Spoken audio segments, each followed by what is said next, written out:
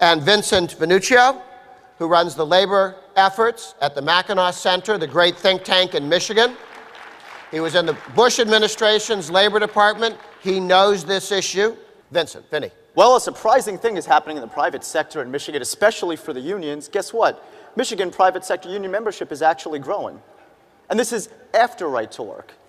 So what Right to Work is doing is it's helping bring jobs, it's helping improve the economy, and it's helping Michigan show to job creators and workers around the country that Michigan is now open for business. Okay, how did you get Right to Work passed in the union state in the nation? Because I used to talk to the Right to Work people many, many years ago, and they'd give you a list of states they thought they might be able to someday pass, and they never uttered the word Michigan on their hit list.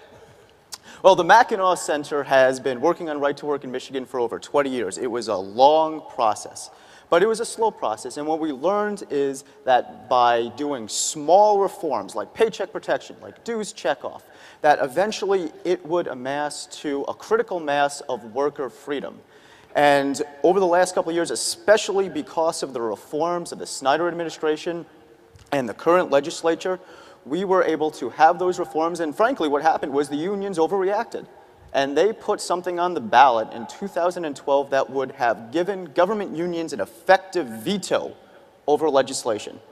Now, up until that point, the governor said, well, Right to Work, it's too controversial. We don't want to talk about it. It's too divisive for Michigan. Well, the unions forced the conversation, and the voters of Michigan overwhelmingly said that they support worker freedom. And you passed it through the legislature?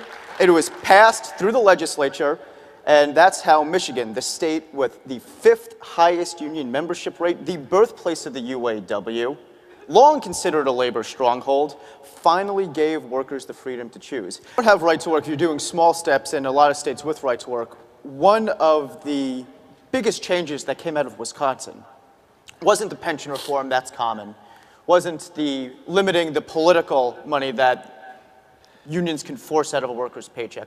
It wasn't even the dues checkoff provision that said, Grover, like you were talking about, that the government would be the bills collector for union dues. It was something called union recertification.